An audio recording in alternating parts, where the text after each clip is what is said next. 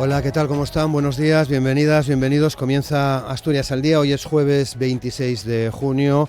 El Gobierno del Principado está trabajando en la redacción del plan económico financiero que tiene que presentar ante el Ministerio de Hacienda la próxima semana, el próximo jueves, día 3 de julio, debido al incumplimiento de la regla de gasto. Es el asunto que vamos a tratar hoy. Me acompañan ya en el estudio Jorge Pardo, representante de Izquierda Unida, Gonzalo Centeno, diputado de Vox en la Junta General, Andrés Ruiz, diputado del Partido Popular en la Junta General, y Fernando Lastra, que es ex senador del Partido Socialista.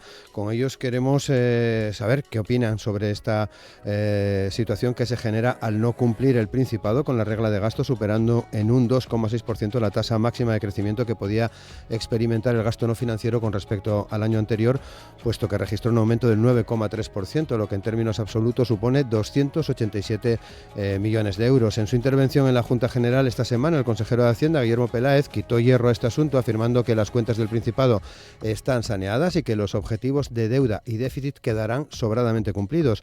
Añadía que la regla de gasto, tal y como está configurada, obliga a renunciar a capacidad de inversión de manera total y absolutamente artificiosa, y por ello asumen que el Principado se ha desviado de la misma, por lo que van a presentar ese 3 de julio, el jueves de la próxima semana, el plan económico financiero para ajustarse.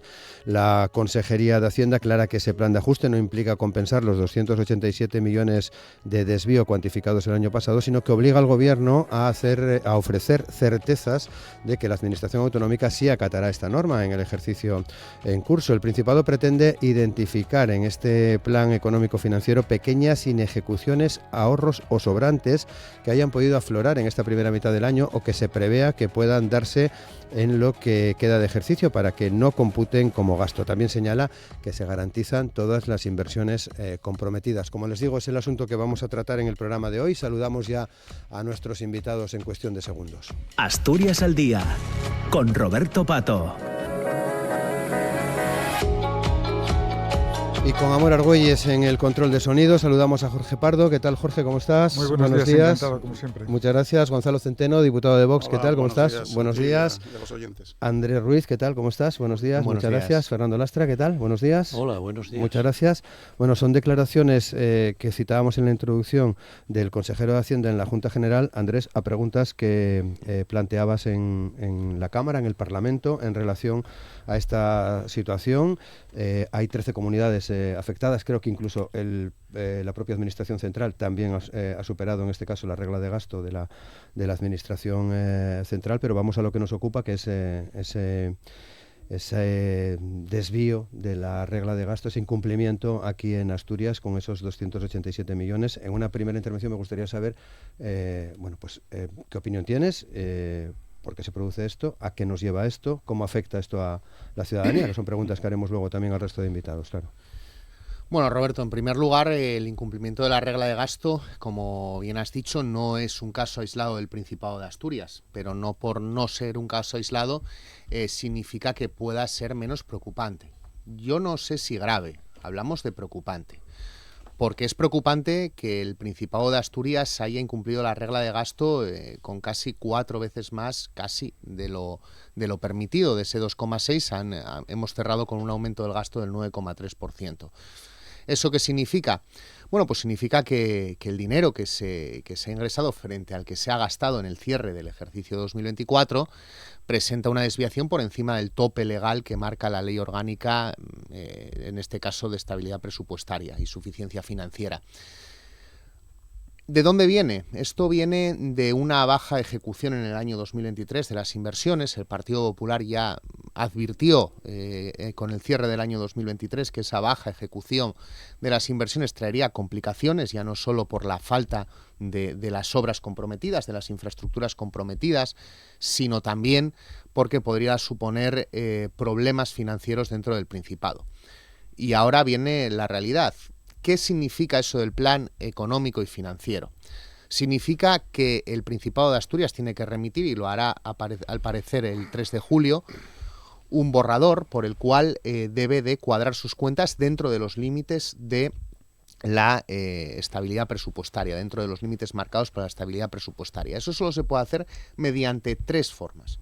O en primer lugar con ingresos extraordinarios, es decir, con más impuestos.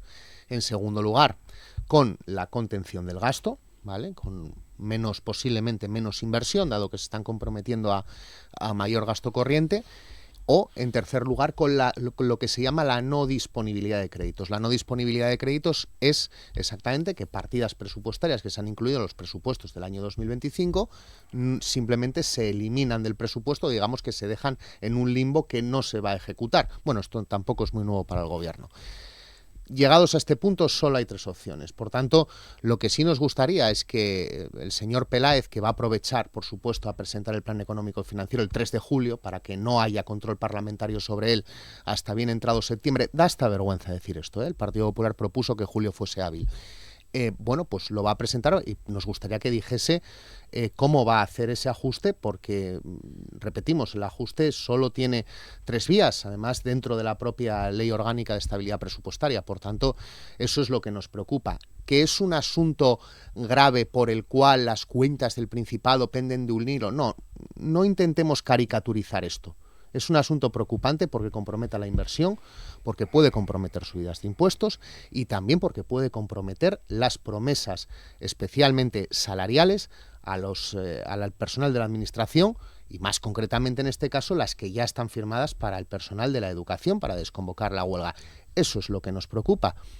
El señor Peláez está muy tranquilo. Bueno, siempre ha estado muy tranquilo, ha incumplido la regla de gasto, ha ido paso a paso cada vez, o sea, su ritmo de ejecución no es el esperado. Bueno, pues el señor Peláez sabrá cómo va a cuadrar estas cuentas, cómo va a volver a la senda del cumplimiento, y también veremos el control que ejerce el Ministerio de Hacienda, porque las cuentas, los gastos, los pagos del Principado de Asturias van a estar controlados por el propio Ministerio de Hacienda en último término. Y eso significa, y con esto concluyo, que cualquier tipo de subvención nueva o de convenio nuevo del Principado de Asturias, cuidado a esto, que tenemos muchas cosas y muchos convenios por firmar, entre ellos, por ejemplo, el del Plan de Vías, la adenda al convenio del Plan de Vías, por decir un ejemplo, esos tienen que ser supervisados directamente por el Ministerio de Hacienda, quien puede rechazar la firma de cualquier subvención o convenio nuevo.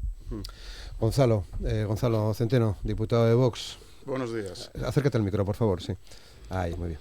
Gracias. ¿Qué opinión me merece todo lo que está ocurriendo? Bueno, pues la opinión habitual, la lasitud a la hora de ser férreo con las cuentas públicas. En este ánimo mío, en esta costumbre mía de intentar ser didáctico, sí que me gustaría poner antecedentes a los que nos están escuchando de lo que significa la regla del gasto, porque puede haber una cierta confusión con estos temas técnicos. Parece ser que hablamos de una sola cosa cuando hablamos de la regla de gasto, y en definitiva la regla de gasto es una de 3 obligaciones que establece la Ley Orgánica 2/2012 de sostenibilidad financiera en definitiva de las cuentas públicas. Esto significa, en primer lugar, que la autonomía financiera de las comunidades autónomas es bastante limitada. O sea, la palabra autonomía financiera yo creo que aquí se queda larga. Y en mi opinión es correcta esta idea. La primera ley de estabilidad presupuestaria la introdujo José María Aznar en el año 2001. Ante los vaivenes económicos y sobre todo la lasitud a la hora de gastar de algunas comunidades autónomas en aquel tiempo. Estuvo paralizada durante varios años con la entrada de los gobiernos de Zapatero. Lo que pasa es que la realidad, las crisis del ladrillo y las crisis financieras, abocaron a que a partir de la nueva entrada en el poder de gobierno de otro signo se volviera a estas sendas de estabilidad, sobre todo auspiciadas por Europa. ¿Cuáles son estas 3 reglas? Una, a la que llamamos estabilidad financiera, que es simplemente la regla del déficit. Para que nos entienda todo el mundo, no gastes más de lo que ingreses, así tan sencillo. Incluso se permiten unos márgenes de superávit o de déficit en torno al 1%, más o menos. La segunda regla es que no podemos pasarnos de un 60% en el ratio de deuda sobre el Producto Interior Bruto. Bien, el señor Peláez, ¿qué hace? Presumir, ocultar que incumple la tercera regla de la que voy a hablar ahora, hablando de que cumplimos las 2 primeras, y por eso dice que la economía asturiana está saneada. Hombre, en cuanto a la estabilidad, es que estás muy marcado por los marcos económicos que ya vienen desde Madrid establecidos, porque evidentemente los ingresos no los fija él, como sabe todo el mundo. La mayor parte de los ingresos que entran en las comunidades autónomas vienen de transferencias del Estado, vía cesión del 50% de IRPF y 50% de IVA, y sobre todo de los fondos pertenecientes al sistema de financiación de las comunidades autónomas, el de garantía, el de suficiencia y los de compensación. Pero en lo que se refiere a la deuda pública, bueno, pues la deuda pública sí que es cierto que hace ya bastante tiempo que en Asturias está bastante embridada, en mi opinión, porque evidentemente con el aumento de la recaudación impositiva y la vagancia a la hora de ejecutar en proyectos estructurales y que retornen el valor añadido que aportan los ciudadanos a través de los impuestos, es tan palmaria que no necesitan ni acudir a los mercados para endeudarse. Llegamos a la tercera regla, que es la regla del gasto. ¿Qué significa? Significa que el gasto no financiero, es decir, de los capítulos 1 al 7 de los presupuestos del Principado de Asturias, no sobrepasen un índice que está relacionado con el crecimiento del Producto Interior Bruto a medio plazo, un entorno de 2-3 años. Ese se fija por el Estado y es el 2,6%. ¿Qué ha hecho el Principado de Asturias? Multiplicarlo por 3. Así de sencillo. Se ha extralimitado en la precisa regla del gasto multiplicándolo por 3. El señor publicista que tenemos de consejero de Hacienda, yo no le discuto sus méritos económicos, pero que a veces se están viendo más ocultos por su afán publicista, es maestro en enseñar lo que va bien y en ocultar lo que va mal. Entonces, esta llamada de atención, este toque de orejas, yo creo que es bastante importante, porque te has desviado 3 veces. Y te has desviado 3 veces, como decía Andrés, no solo por no ejecutar los capítulos 6 y 7 como correspondería, que además viene de atrás, viene del año 2023, que fue desastroso, ellos lo achacan que fue un año de elecciones, patatín, patatán, pero bueno, la maquinaria del Estado sigue funcionando aunque haya elecciones, y más cuando repite el partido gobernante. Pero sobre todo, al gasto, del que nadie habla, no voy a hablar del gasto en nóminas, sino del gasto en transferencias. El capítulo 4 del gasto de la Comunidad Autónoma de Asturias es sonrojante. El capítulo 4 se refiere directamente a transferencias. Se podría discutir si las transferencias directas al SESPA, es decir, al Servicio de Salud, son o no eficientes o no. Pero bueno, se supone que es uno de los pilares básicos del Estado del Bienestar y ahí yo no entro. Pero las transferencias a toda clase de chiringuitos ideológicos, tonterías y estupideces que solo sirven para asegurar el voto clientelar, pues cada año se dispara más. Y esa es una de las causas en que nos desviemos del gasto. Para acabar esta introducción o para acabar este relato, como se dice ahora, que espero que haya sido ilustrativo, ¿qué significa? ¿Qué ha pasado con esto ahora?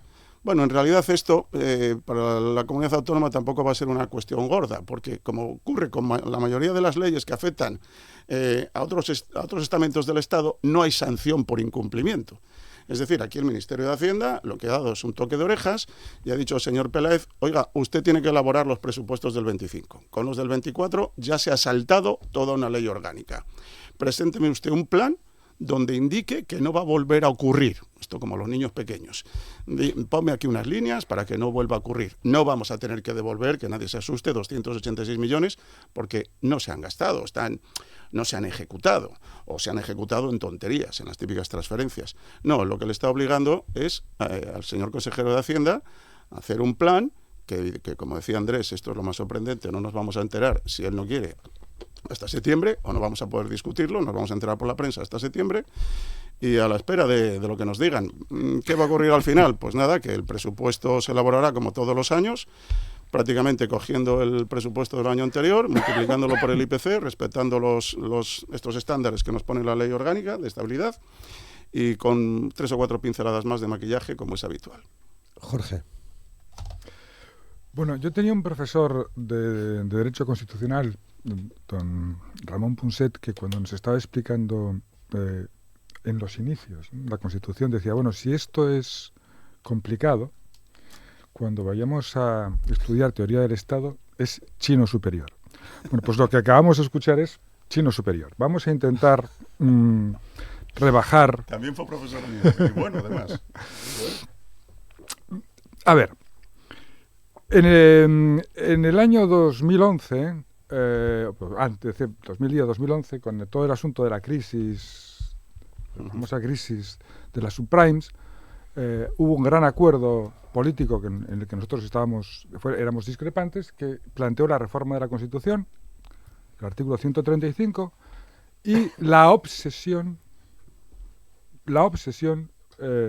por la llamada estabilidad presupuestaria o la sostenibilidad financiera. Esa reforma constitucional de aquellos tiempos del austericidio se completó ya en tiempos del señor Rajoy como presidente del gobierno, en la que antes había sido el señor Zapatero, con una ley orgánica que es la Ley Orgánica de Estabilidad Presupuestaria y Sostenibilidad Financiera, que efectivamente plantea tres criterios o tres principios fundamentales, que es no gastes más de lo que ingresas, no tengas deuda y no incrementes el gasto, aunque estés bien de los otros dos, no incrementes el gasto por encima del porcentaje que yo te voy a marcar, que voy a definir en función de una serie de parámetros que ya veremos si son o no son interesantes. Pero eso es la regla de gasto. Producto Interior Bruto, principalmente. Sí, bueno. ¿Eso qué significa? Significa que yo soy una persona cumplidora, tengo una situación financiera saneada, yo no tengo deuda, mis ingresos son razonablemente buenos, pero a mí me limitan el gasto. Oiga, pero yo puedo gastar esto. Sí, pero no le voy a dejar que lo gaste. Pero claro, usted me está limitando respecto al gasto del año pasado. Y el gasto del año pasado, por razones que no vienen a cuento, resulta que no fue bueno. O sea, no fue, es decir, fue un gasto pequeño. O sea, el gasto fue menor del que yo tenía que hacer. Usted me está planteando que no puedo incrementar el gasto que de este año respecto al que tuve el año pasado en función de ese parámetro que usted me plantea, cuando no tiene usted en cuenta las circunstancias por las cuales yo pude haber gastado menos el año anterior. Es un índice incremental, es cierto. ¿Eso qué significa? Significa que eso contribuye a la estabilidad presupuestaria o a la sostenibilidad financiera, o esto es sencillamente un castigo porque usted no fue lo suficientemente eficaz en el gasto el año anterior. Esa es la primera reflexión que podemos plantearnos, porque no tiene que ver con la estabilidad presupuestaria propiamente dicha. Estoy planteando esto para, digamos, que la gente entienda de qué estamos hablando. Y es un argumento que me gusta. Segundo elemento. Este asunto, ¿a quién afecta? Desde Asturias es una comunidad especialmente incumplidora. Hombre, Asturias, vamos a ser claros, tenemos un déficit prácticamente a cero, que es el que determina por otra parte el Ministerio de Hacienda, y tenemos una de las deudas más bajas del conjunto del Estado. Ya quisieran otras comunidades autónomas de diferentes signos políticos tener la situación de endeudamiento que tiene Asturias. Sobre todo la catalana, ¿verdad, Jorge? Y la valenciana y otras. Bien. Y de repente dicen, no, pero usted superó en 3 veces el límite de gasto que yo le había marcado. Pero, oiga, no. Pero Asturias es la excepción. No, el 80% de las comunidades autónomas están en la misma situación que Asturias. El 80%. La señora Montero va a tener un montón de trabajo estudiando los planes de cada una de las comunidades. ¿Tú crees que hace eso? Bien. Pero es que, para ser más gracioso en toda esta historia, resulta que si a mí la Unión Europea o el Estado me transfiere pasta para hacer inversiones estructurales, eso también computa en la regla de gasto. También computa en la regla. Oiga, que le voy a dar yo a usted dinero para que haga esta inversión.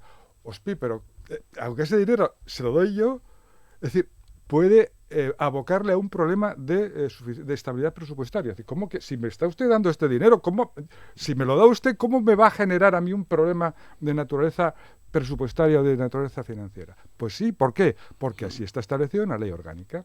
En esa ley orgánica que procede de aquellos tiempos y que se determinó en aquellas circunstancias. Bueno, yo creo que lo que primero tenemos que decir es que tranquilidad, es decir, que efectivamente estamos ante, a mi juicio, un problema estrictamente contable, que no hay ningún problema ni de riesgo de que las inversiones que están previstas no se produzcan, no hay un problema de que los compromisos que el gobierno haya adquirido no se cumplan, y sobre todo voy a plantear una cuestión. Habrá que darle una vuelta, sobre todo si planteamos que son necesarias a partir de ahora determinadas inversiones estructurales, a según qué mecanismos de cómputo que parece que no tienen, que están diseñados o pensados cuando a los gobernantes europeos y españoles les dio el pánico escénico como consecuencia de la crisis. Fernando. Bueno, lo más sorprendente para mí es lo que se van a enfadar los presidentes y consejeros de Hacienda de 12 comunidades autónomas de España, especialmente del PP, por las el rapapolvo que les acabáis de echar. Porque son 12 comunidades incumplidoras del gasto. Exactamente igual que Asturias, exactamente igual, por las mismas razones. Algunos por razones más complicadas, porque voy a hacer alguna puntualización. Dice, hay 3 objetivos en la ley de estabilidad. Vivimos en Asturias, ¿verdad? Hay 3, pero esto es política, y hay que saber las razones que nos llevaron al incumplimiento de la regla de gasto en el conjunto del país. Creo que las ha apuntado este señor. Hay alguna más. Que por eso voy a detenerme en ello, porque dice, bueno, las reglas de la ley de estabilidad, o de la estabilidad que traen causa de la normativa europea del control del control presupuestario, son 3. Control del déficit, control de la deuda y regla de gasto. No, son 4. Son 4 porque casi siempre nos olvidamos de que está incluida una norma en relación al pago a proveedores, con una limitación temporal establecida de un plazo de tiempo. Prácticamente todas las comunidades cumplen las reglas, excepto este establecimiento de la limitación de gasto que no vaya por encima del 2,6 que fijó como referencia al Estado de crecimiento de la economía española, de crecimiento del PIB. ¿De qué trae causa? Bien, trae causa de que la ley se hace en el 2012, saliendo del rebote de la crisis y ante el impacto tremendo del incremento del déficit con la propia crisis de la subprime, la crisis económica que fue un auténtico batacazo y llegamos a un déficit del 11,5%. El objetivo de la ley, aparte de situarse en los objetivos fundacionales de la Unión Europea respecto a déficit y deuda, es combatir los déficits y la deuda estructurales de los países europeos. Estructurales. Que no se convirtieran en estructurales. Y no, porque ya lo eran prácticamente. Sí. Ya lo eran. Entonces hay que combatir los déficits estructurales y evitar que se mantengan, ¿de acuerdo?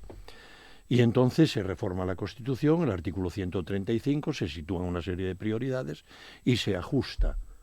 Y se establece una regla de gasto para no gastar más de una determinada cantidad, independientemente de los ingresos, que es el caso de los que estamos metidos hoy en esta situación. Tenemos más ingresos que gastos, es decir, no gastamos más de lo que ingresamos, pero no se puede gastar ese exceso de ingreso, sino que tiene que ir a amortizar deuda. Eso es. Bien, esa es la situación. Por lo tanto, siendo preocupante, ¿de acuerdo?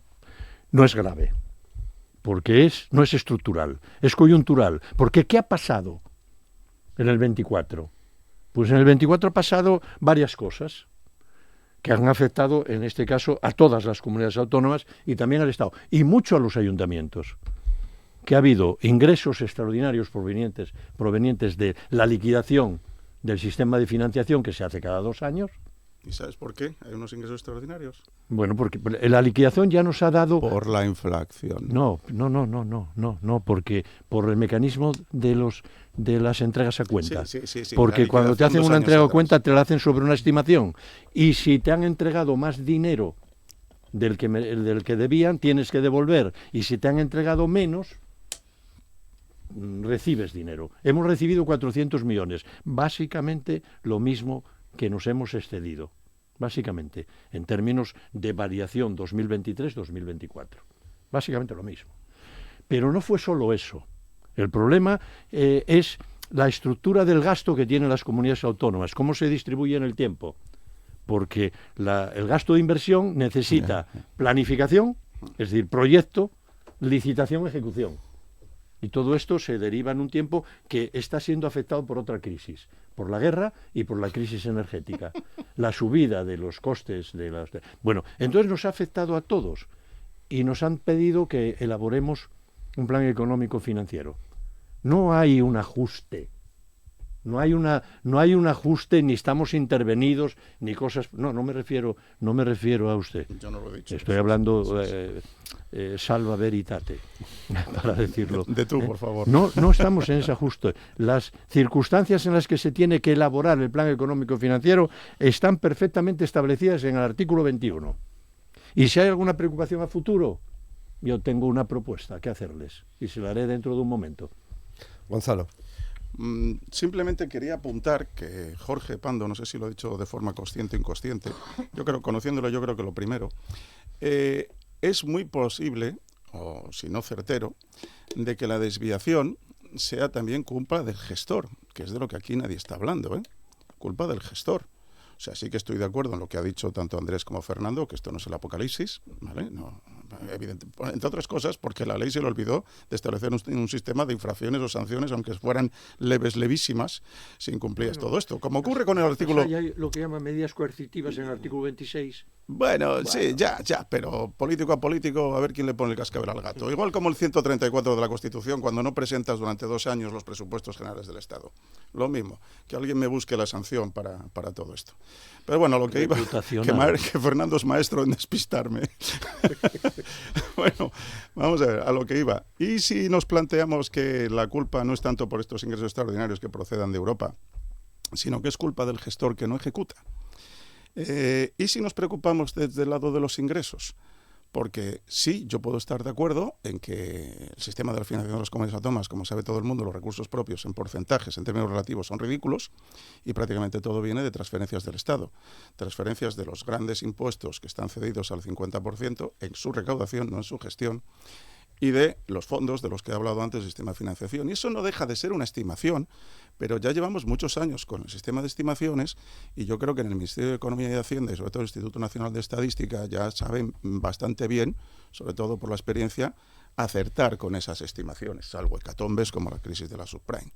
Y que la liquidación venga de 2 años atrás, pues es un problema de que alguien no lo quiera arreglar, porque con 1 año yo creo que bastaría. Pero en fin, a mí eso no me parece excusa. Me parece que todas estas desviaciones es por una mala ejecución presupuestaria. Fernando ha aludido también a otra historia. Sí, claro, dentro del gasto no financiero, que están los capítulos 6 y 7 de inversiones. Lo único que se excluye es el 8 y 9. Activos y pasivos financieros por las 2 pendientes. Bien, perfecto. Y que, claro, los gastos en infraestructuras o en inversiones suelen ser plurianuales. Ahí está, si no recuerdo mal, el 68 tanto de la Ley General Presupuestaria Estatal como de nuestro texto refundido, que establece que también los gastos plurianuales tienen unos topes de 100, 70, 60, 50 y 50. O sea, esto se puede prever. No es más que un problema de gestión como Dios manda. O sea, a ver, cerebros los puede haber en todos lados y si no se buscan. Pero achacar año tras año a que incumplo la regla por cuestiones extraordinarias, digo, oiga, llevamos hace mucho... No se incumple todos los años, hombre. Bueno, ya lo sé, hombre, Fernando, joder. Pero estamos hablando, y perdón por el exabrupto, pero estamos... Si se cumpliera todos los años, estaremos en un pero problema. otra cuestión, y termino para dejar paso a los demás, es la de siempre del Partido Socialista. Y tú más, y los otros. No. Caramba, estamos en Asturias y estamos discutiendo el incumplimiento... Y tú igual. Estamos hablando del incumplimiento del señor, que es el responsable de la Consejería de Hacienda. Y sí, no le van a meter en la cárcel, pero le han dado un tirón de orejas. Y eso a nosotros ya políticamente nos parece relevante. Andrés. 3 cuestiones que se han tratado aquí. En primer lugar, ¿de dónde viene este concepto de la estabilidad presupuestaria aplicada a España? Evidentemente, que es, además viene por parte de directivas europeas y además hay una directiva europea ahora que transponer que cambiaría este modelo de contabilidad de la estabilidad presupuestaria y de la regla del gasto por una cosa que se llama medidas de gasto primario neto, creo que es exactamente el nombre y que bueno, es un poco más complejo, pero sí que es verdad que se ajusta mejor. Esto viene, se habla de la crisis de la subprime. Bueno, a mí me gusta llamarla la crisis de Zapatero, pero bueno, sí, como claro, la vivimos muchos. Pobre Zapatero. Pobre Zapatero. Que se ha cargado la bolsa de Nueva York. Era el presidente del Lehman Brothers, creo recordar. Parece ser por las informaciones que tenemos y la verdad que sí, que él en crisis Zapatero mucha parece ser que no tiene. Bueno... En esta crisis, en el año 2008, el señor José Luis Rodríguez Zapatero... ¿Lo conoces? ¿Lo conoces? No, yo digo lo pero que... Es que una afirmación de si tiene mucha o poca crisis personalmente, yo ese tipo de cosas no acabo de entenderlas, porque eso se puede aplicar a cualquiera, bueno, pues... incluso a los que nos rodean. Bueno, un poco de decoro, hablar de un expresidente del gobierno, creo que merecemos. un pelín de decoro. Hombre, este Yo, señor, estas cosas. perdóname, Fernando, quieres este sacar señor el se tema- está No, hundiendo no, su ese decoro. señor merece todos los respetos del mundo, bueno, como bien. todos los demás. Bueno, Bien, yo no no voy a- reconozco a porque ningún no vamos a expresidente ver. que aparente tener crisis personal. A ninguno. A ninguno. Claro, por Sí, eso. ¿verdad? Entonces ya... Son- Claro que En son fin, cosas las que no relaciones de acabo- este señor con el régimen de Maduro son Bueno, cuando, sí, el son régimen cuando de menos... Maduro. No, era mejor tenerlo con el régimen de Franco. Joder. Bueno, Andrés, el Segundo régimen- exabrupto. las volver a la regla. relaciones con el régimen de cuidamos el Maduro lenguaje. tal vez no sea lo mejor ni siquiera hablarlas en Gijón cuando tenemos a una de nuestras principales ingenierías con un problema muy grave por una central térmica que está en la Audiencia Nacional por mordidas a altos cargos de Maduro. Entonces, vamos a dejar a Maduro porque Maduro ha hecho mucho daño a España y algunos han sido cómplices de ese daño. Pero pasando a la estabilidad presupuestaria, a lo que yo me refería con Zapatero, es que en su día, cuando llega la crisis y se produce la crisis y pincha la burbuja inmobiliaria, el señor José Luis Rodríguez Zapatero, malentendiendo a Keynes, decide poner en marcha una cosa que se llama el Plan E, donde se invierten, creo que fueron aproximadamente 30.000 millones de euros. 30.000 millones para realizar todo tipo de obras públicas sin sentido, donde todos los ayuntamientos de España, independientemente del color, fueron cogiendo dinero de ese Plan E y construyendo pues algunas infraestructuras, no se pueden llamar infraestructuras, alguna serie de obras con bastante poco sentido y bastante poca sostenibilidad financiera. Todo eso abocó a que en el año 2011 el déficit acumulado en España fuese del 11%, frente a un déficit que computó el gobierno de Zapatero del 8%, es decir, había esos 30.000 millones de euros, hay una desviación del déficit, lo cual casi nos aboca al rescate que hubiese abocado a su vez a un recorte de las pensiones, hubiese abocado a la suspensión de ciertos pagos, etcétera, etcétera, etcétera. Entonces de ahí viene el concepto de la estabilidad presupuestaria, porque el concepto de la estabilidad presupuestaria es un concepto muy keynesiano, pero bien entendido, no como el Plan E. Significa que en periodos, el concepto de la regla de gasto exactamente, lo que dice es que en periodos donde hay un crecimiento económico, los gobiernos no pueden volverse locos gastando, porque algún día vendrán maldadas y se tendrán que utilizar esos recursos que cuando no se gasta van a amortizar deuda y van a la sostenibilidad financiera de las arcas públicas para poder utilizarlos en épocas malas. Y funciona. Y funciona. Funciona porque aquí llevamos 4 años con las reglas de estabilidad presupuestaria suspendidas. Y funciona.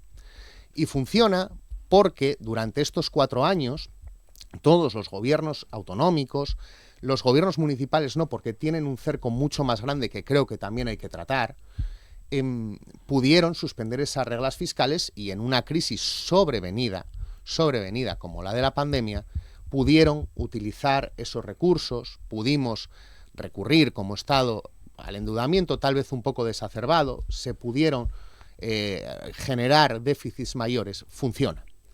Funciona. Y ahora toca volver a la senda de estabilidad presupuestaria. Ahora toca volver a no gastar más de lo que se tiene ni a volverse locos, porque si nos hubiésemos vuelto locos en la etapa de crecimiento 2015-2019, que fue de crecimiento económico, si hubiésemos empezado a gastar por encima de nuestras posibilidades, tal vez no hubiésemos tenido la capacidad de poder suspender las reglas fiscales y seguir teniendo un Estado viable, que es lo que nos pasó en la crisis del año 2008, en esa crisis que se cronificó en el conjunto de España por una mala gestión inicial. Y luego, pues se ha comentado aquí una cuestión que es que, y con esto concluyo, que parte de la desviación de la regla de gasto viene de las entregas a cuenta. A ver, el funcionamiento de las entregas a cuenta no es eso, es decir, las entregas el sistema de financiación, el dinero que viene del sistema de financiación se ha cobrado todo, ni más ni menos. En el año 2022 se produjo un récord de ingresos o una subida de ingresos no esperada debido a la inflación. Y eso lo que hizo es que cobrásemos más dinero de entregas a cuenta en el año 2024. Por tanto, la regla de gasto no se ha incumplido por nada que tenga que ver con el sistema de financiación. Se ha incumplido principalmente, y así lo ha reconocido el consejero, porque la ejecución del año 2023 fue más baja. Ellos aducen una serie de cuestiones como las elecciones, etcétera, etcétera, pero porque fue más baja la ejecución en inversiones, y esto lo ha dicho en comisión y en pleno. Y porque, claro, al cambio en el año 2024, cuando ha subido un poco la inversión, aunque se sigan sin ejecutar casi la mitad de los recursos que se presupuestan, pero al gastar un poco más en inversión, ahí es donde está la desviación. Pero el dinero del sistema de financiación autonómica marcó una liquidación récord, con unas entregas a cuenta récord en el año 2024 que no nos regala nadie, ¿eh? Que no nos regala nadie, que salen del bolsillo del conjunto de los ciudadanos, especialmente de los asturianos. Y de ahí viene.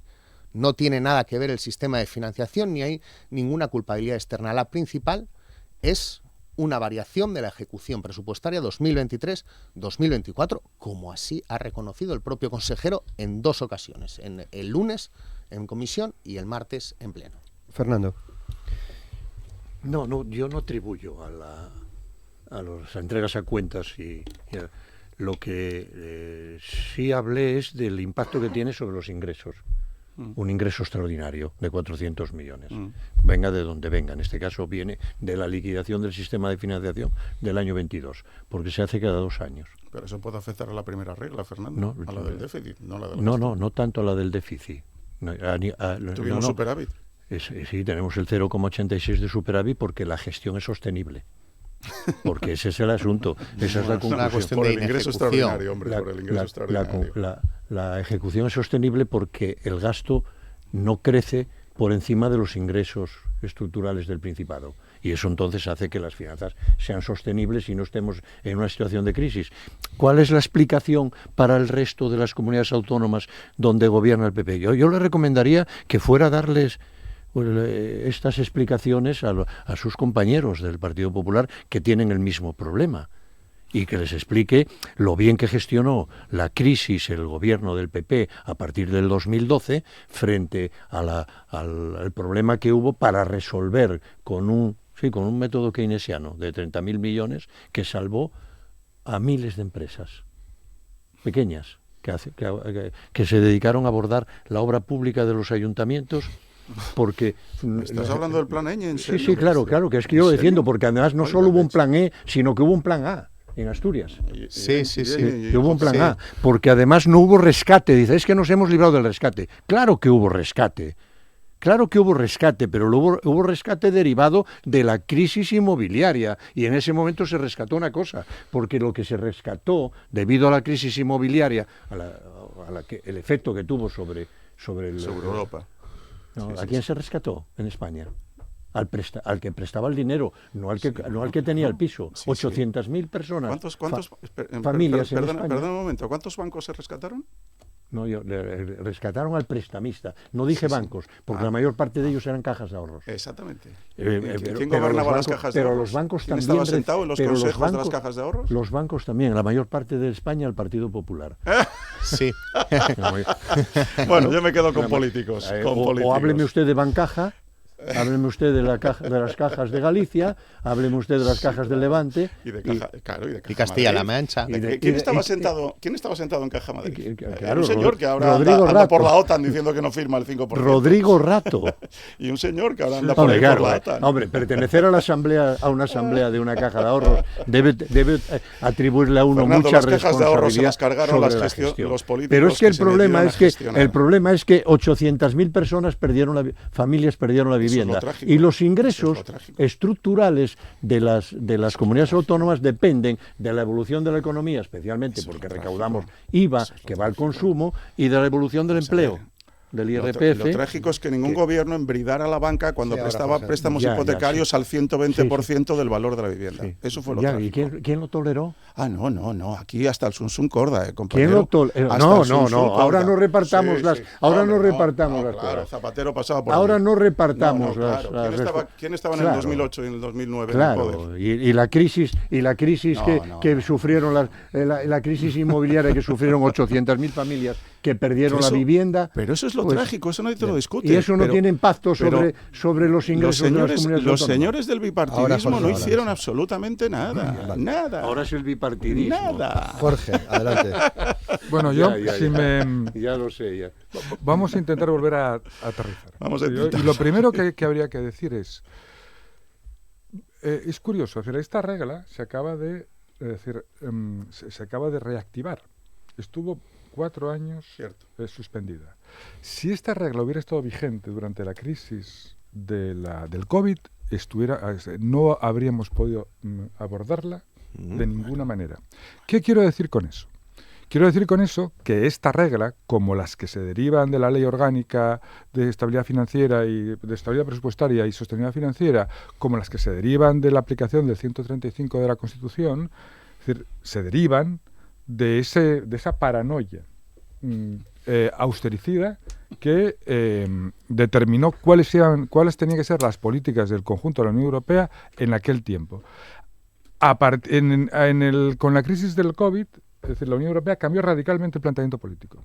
Y dijo, miren, no, aquí hay que gastar lo que sea necesario para evitar el colapso de nuestros países. Y todas estas cosas que habíamos determinado quedan suspendidas. Bien. Quedan suspendidas.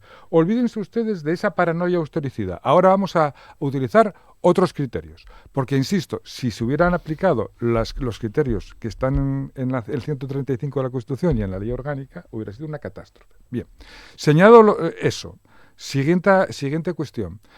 Con independencia de que cada uno tiene que, analizar lo que pasa en su casa, ¿qué pasa? Que cuando algo pasa en todas las casas, eso no es un elemento que nos tenga que hacer reflexionar. O sea, que si... No, es que la culpa la tiene el consejero de Asturias. Bueno, hay el 80% de las comunidades autónomas, el 80% tienen el mismo problema. ¿Bien? Es decir, que es justo cuando se reactiva la regla de gasto. Insisto, una regla que se va a modificar, porque se va a hacer más racional. Porque no va a plantear el análisis en función de un incremento, de un porcentaje de incremento de gasto respecto a lo que gastaste el año anterior, sin tener en cuenta ni en qué lo gastaste, ni cómo lo gastaste, ni cómo no lo gastaste, que es verdad, puede haber algún problema, pero es que estamos generando una cierta preocupación cuando en el fondo hay un problema puramente contable, que no va más allá. Los ciudadanos tienen que saber que no pasa nada, que esto es un problema contable que se subsanará y que el conjunto de las comunidades autónomas tienen el mismo problema que Asturias. Gonzalo, entramos ya en el último tramo del programa. Sí, corriendo, porque si no el señor Lastra no me deja luego hablar al final, como tiene por costumbre. Así que vamos allá. Estoy con Jorge en algo que es evidente. Ante circunstancias extraordinarias, medidas extraordinarias. Y ante remanso de paz y calma en el aspecto económico, pues medidas para que no se dispare el déficit, que no se dispare la deuda y que el político no gaste por encima de sus posibilidades y además en tonterías, que es a mí lo que más me preocupa. Dinero, yo creo que la gente, lo del dinero público tiene percepción de será por perre, si no sale de un sitio será de otro. Mala percepción. Y contabilidad siempre, Jorge, contabilidad siempre. Por muy laxa que pueda ser, es que el caso peor sería el desideratum. O sea, si ni siquiera las cuentas del Estado se ajustan a unas reglas contables, esto es el acabose. Ahora, que esas reglas contables pueden ser discutidas y son discutibles, por supuesto. Que en vez de un índice incremental se tengan en cuenta otros factores más técnicos, por supuesto, para eso están los técnicos. Ya quisiera yo que en la mayoría de las situaciones de la vida las resolvieran los técnicos y no los advenedizos y los recién llegados. Y al final todo se resume, tú hablas del austericidio, a un modelo económico que por suerte o por desgracia, eso siempre se dejará al albur del criterio de cada uno, está consolidado ya no en un Estado autonómico, sino en un Estado supranacional. Una vez que tenemos esto aquí, es el eterno debate entre la teoría clásica del presupuesto y la teoría expansionista. Evidentemente, los señores de la izquierda llaman austericidio a todo aquello que sea control del gasto. Porque claro, para ellos incrementar el gasto es absolutamente la vía a seguir. Todo tiene que ser público, todo tiene que ser subvenciones, todos tenemos que venir del maná del Estado, hasta que alguien se dé cuenta que el maná del Estado viene de los bolsillos productivos y de la gente que trabaja y de los emprendedores. Y llegará un momento en que, como está ocurriendo en Asturias, cuando las rentas pasivas sean más altas que las activas, que ya lo son, pues a lo mejor los señores de las rentas activas tienen la bonita idea de coger, hacer la maleta y largarse. Porque no puede ser que la fiesta cada vez la paguen menos. Y otros que somos más partidarios de embridar los presupuestos, de no el presupuesto clásico a rajatabla, ahí sí que puedo ceder ante Jorge, que preconizaba Adam Smith, siempre dejar unos márgenes razonables, siempre la cláusula rebus sic stantibus, de la que hablábamos el otro día, pero no el acabose. O sea, esto no puede ser. La gestión económica es la madre del cordero. Si tú tienes a malos profesionales que no ejecutan y que llevan mal la gestión de las cuentas públicas, tenemos estas cuestiones. Gracias a Dios hay órganos de control, por lo que estamos viendo en la tele cada vez va a haber menos. Sobre todo de momento en el aspecto económico todavía están, el judicial ya veremos. Y se trata nada más que de esta discusión. ¿Nos atenemos a las normas o no nos atenemos a las normas? Que las normas deben de llevar, y termino, cláusulas que se ajusten a las condiciones extraordinarias o que estén mejor o peor pensadas. Completamente de acuerdo. ¿Quién va a negar eso? Ahora bien, la idea de que las demás comunidades autónomas también hacen lo mismo. Mira, yo vivo en Asturias y estamos trabajando con los presupuestos de Asturias. Y si el señor consejero lo ha hecho mal y aunque le cueste lo reconoce, pues un tirón de orejas. ¿Le vamos a meter en la cárcel? ¿Le vamos a decir que pague de su bolsillo? No, esto no funciona así. Pero ha tenido un tirón de orejas y va a tener que presentar un plan para corregirlo. Y eso es todo. Andrés.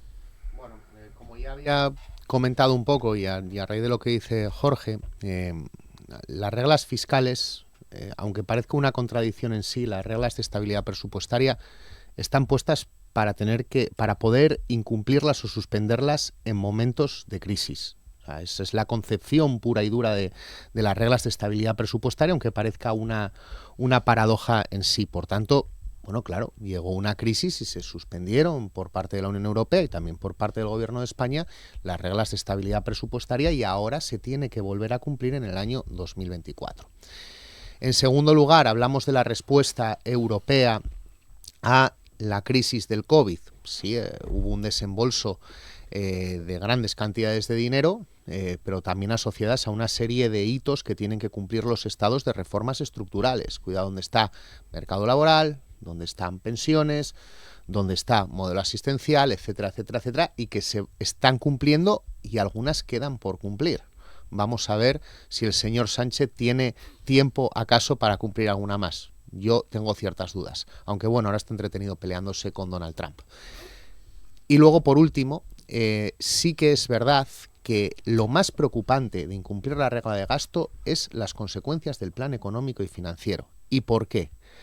Porque si las consecuencias del plan económico y financiero revierten principalmente, como podemos prever, en la ejecución de inversiones, que no en su presupuestación para el año 2026, que ahí puedes pintar casi cualquier cosa, en la ejecución presupuestaria de las inversiones en lo que queda de 2025 y 2026, en una tierra como Asturias, que en eso sí que no se puede comparar a ninguna otra tierra de España, o se puede comparar solo con muy pocas tierras de España en cuanto a las infraestructuras necesarias, podemos tener un problema muy preocupante y muy grave. Preocupa que se haya incumplido la regla de gasto porque puede ser muy grave la falta y el fallo en la ejecución de inversiones, especialmente en infraestructuras muy necesarias para nuestra tierra. Y podemos empezar a dar ejemplos. Tenemos en ejecución, ahora en nueva redacción, la segunda fase del Hospital de Cabueñes. Tenemos la nueva firma del convenio, que también tiene que participar el Principado de Asturias, para el derribo del puente de Carlos Marx, plan de vías. Tenemos todos los asuntos relacionados con los accesos a la ciudad de Oviedo. Tenemos también todos los aspectos de lo que deberían de ser los accesos al puerto de Gijón, entre otras muchas cosas, entre lo que más puedo yo controlar relativamente cercano. Sé que también en el occidente hay graves carencias en carreteras, también en el oriente. También hay una necesidad de inversiones en infraestructuras hospitalarias, en infraestructuras educativas. Recordemos que la ley de 0 a 3 no está encontrando un reflejo en infraestructuras educativas de 0 a 3, principalmente en los grandes núcleos de población, que son los que más crecen, generando listas de espera que en la ciudad de Gijón son de más de 600 alumnos de 0 a 3. Eso es universalidad de la educación de 0 a 3. Bueno, pues todas estas inversiones que son necesarias, preocupa mucho el incumplimiento de la regla de gasto, porque se pueden ver comprometidas Igual no porque no salga su inejecución en el plan económico financiero, sino por los controles que va a ejercer el Ministerio de Hacienda cada vez que se quiera licitar una obra, cada vez que se quiera ejecutar y cada vez que se quiera poner en marcha un contrato de licitación. Y eso sí que es preocupante. Eso sí que es preocupante y puede llegar a ser muy grave por la situación de las infraestructuras del Principado de Asturias. Fernando. Bueno, con una precisión. La austeridad en el ámbito europeo, es decir, el recorte, no fue una ilusión, ni una quimera, ni algo teórico, fue verdad. Para abordar la crisis de la subprime se puso en marcha un mecanismo de austeridad tremendo, en donde los países del norte apretaron muy seriamente a los ciudadanos del sur. A los pigs. A Grecia, a España, a Italia, a Portugal. Fue una realidad. Eso no ocurrió en la crisis reciente porque se suspendieron las reglas fiscales. Hubo una manera diferente de abordar la crisis en un caso y en otro. Y lógicamente las reglas fiscales tienen un diseño conceptual razonable, sensato. No gastar más de lo que se ingresa, controlar la deuda, tener un límite del gasto, pagar rápidamente a proveedores, perfecto. Lo que ocurre es que tiene defectos, no es perfecta. Tiene defectos porque no computa bien los ingresos, no computa variables del ciclo económico. Bueno, muy bien. Para eso está el Consejo de Política Fiscal y Financiera, en donde todas las comunidades, en este caso, que tienen un problema parecido o que les ha afectado de la misma manera la coyuntura económica del momento, a 13 comunidades, y las que han cumplido ahora la regla de gasto fueron las que la incumplían el año anterior. Y entonces parten de una situación diferente y mejor. Y esa es una de las perversidades de la regla de gasto actual. Y por lo tanto, hay una manera de abordarlo, ¿y sabe cómo se llama? Acuerdo político en el Consejo de Política Fiscal y Financiera. ¿Hay disponibilidad para hacer un acuerdo político que mejore la situación? Porque además se lo voy a trasladar aquí. El mejor foro de España. Yo acabo de escuchar... Dirigido por la mejor consejera de Hacienda de la historia de España. Yo acabo de escuchar... Montero, bueno, ya, es que si me tengo que hablar de consejeros de Hacienda que yo llegué a conocer repartidos por el territorio nacional, no le digo nada cómo quedaríamos ahora. Pero además es que acabo de ver que se han establecido unas razonables catálogo de gasto en inversión. ¿A qué no saben cómo se aborda esto? ¿Cómo se aborda la manera de solventar esas necesidades de gasto e inversión? Sorprende. Con la planificación que establece el presupuesto, que programa las prioridades. Lleguemos a un acuerdo presupuestario.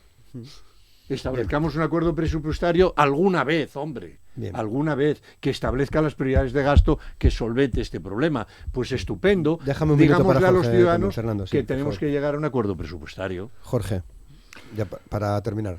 Sí, bueno, es decir, insisto en una idea que quiero recalcar. Con independencia de que efectivamente las leyes están para cumplirse, faltaría más, y también para modificarse cuando vemos que tienen que son perfectibles, y en este caso claramente la regla de gasto es perfectible porque tiene elementos absurdos. Lo que sí que es cierto es que los ciudadanos tienen que tener muy claro que no va a haber problema. ¿Por qué? Porque Asturias tiene una situación financiera bastante mejor que cualquier otra comunidad autónoma. Bastante mejor. Llegamos al final. Gonzalo Centeno, muchas gracias. No me dejas ni acabar. Una vez más, Fernando me la ha vuelto a meter doblada. ¿Te quedaba algo por decir? Jorge, sí, muchas cosas. Gracias a vosotros. Lo hablamos es un otro toque día. de atención para el consejero de Hacienda, todo lo que está pasando. Fernando Lastra, muchas gracias. Andrés Ruiz, muchas gracias, Roberto.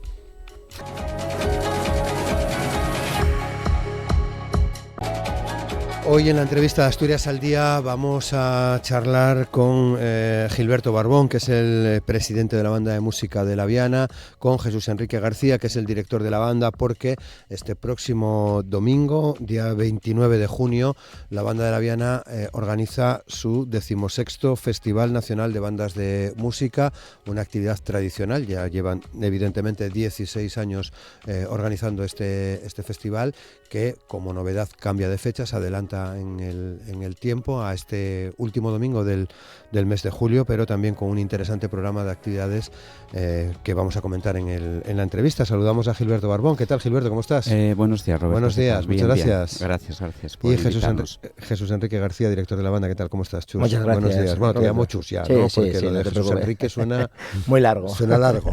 Gracias también por venir. Gracias. Bueno, que próximo domingo, Gilberto, Festival de Bandas de Música. Sí, próximo domingo, Festival de Bandas de Música. Empezó esta andadura en el 2007.